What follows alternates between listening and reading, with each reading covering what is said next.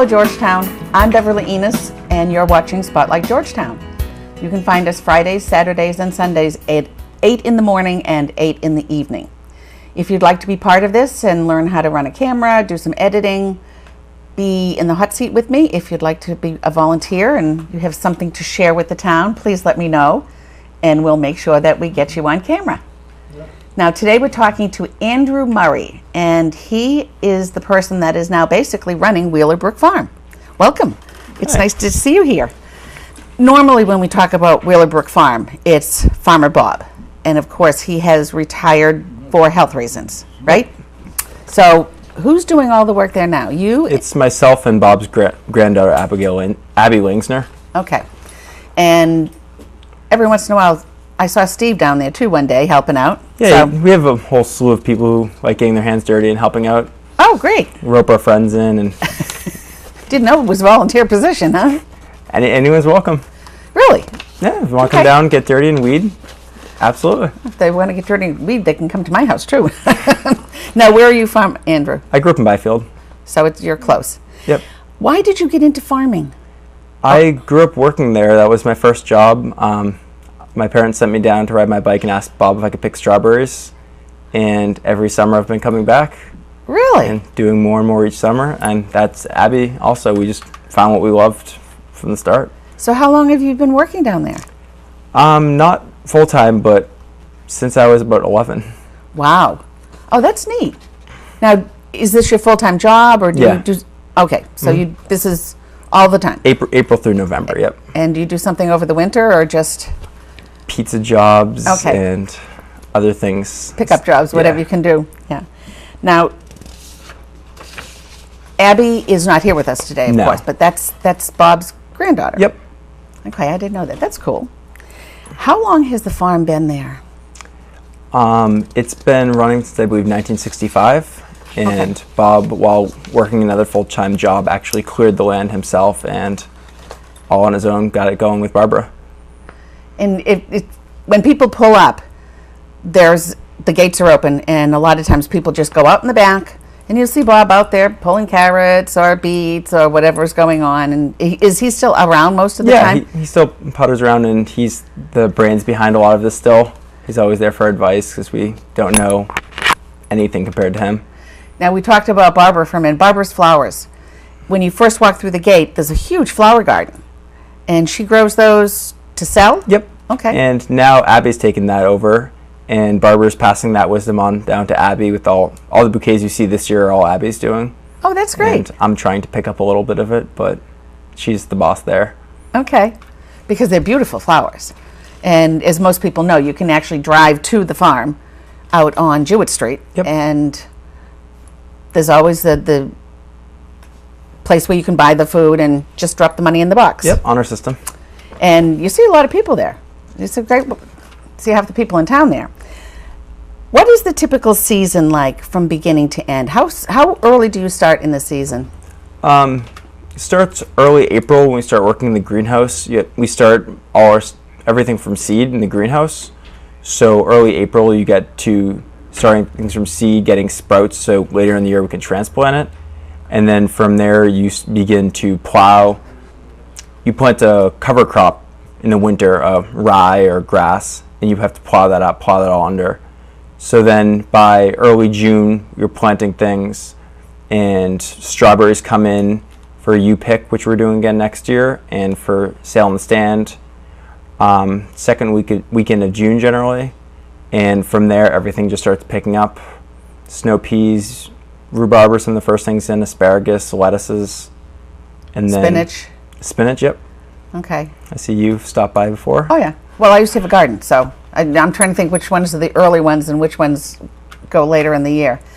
And he does pick your own strawberries. We haven't done pick your own strawberries the last 2 years, but we're picking it up again next year. Okay. So, and then we do pick your own blueberries and raspberries.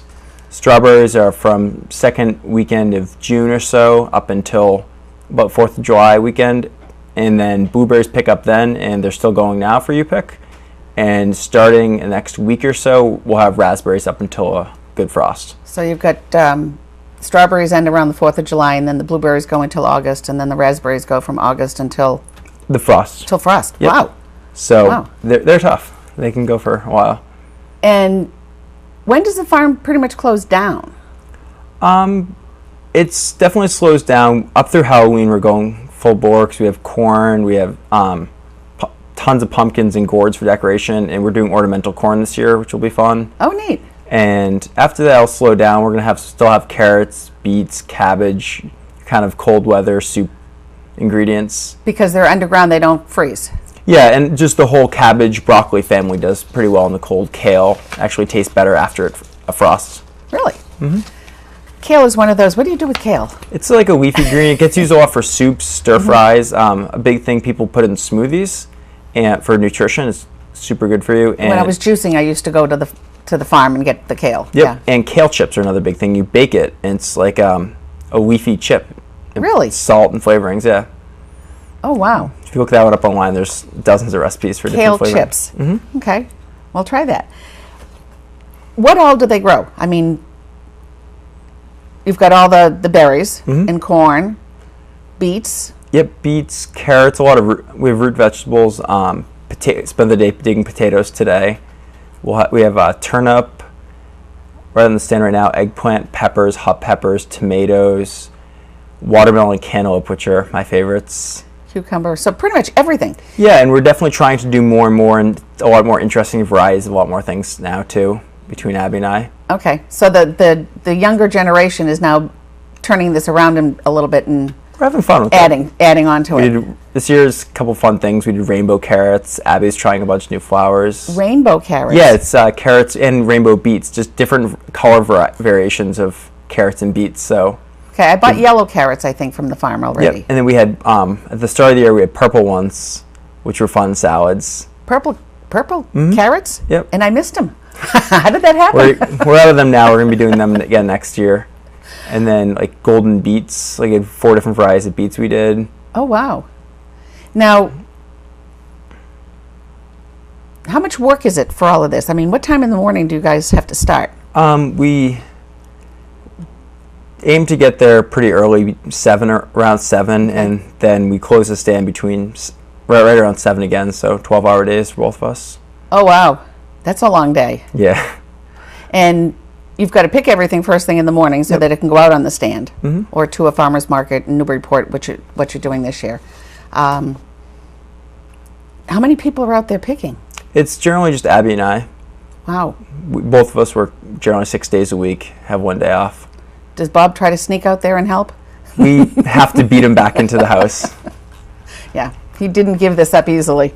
I can tell. He's definitely still around. You can stop by and say hi. Yeah.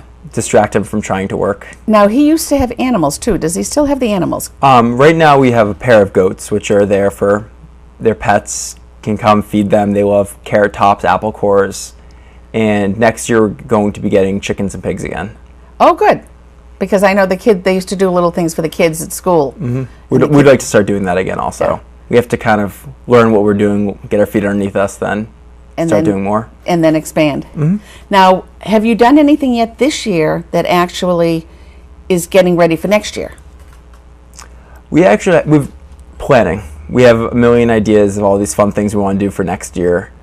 We haven't really gotten underway with anything yet. Some of the things later in the summer you'll do is planting garlic. You plant that the year before. We planted a new bed of strawberries earlier this year, so we'll have you pick again. Okay, so you plant garlic in the fall? Yep. And then harvest it in the spring? Actually, next July. It's a long growing season for garlic. Oh, wow. It is a long season, isn't it? You put it in September, so that's coming up. And the strawberries you said you put in a new bed? Yep. And we put that in the spring, and it'll be ready next summer. Okay.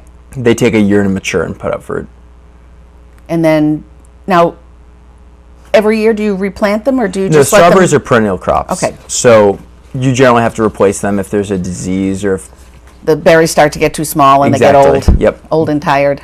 Okay. Yeah, but that was the big thing for next year is having another U-pick bed and bring that back.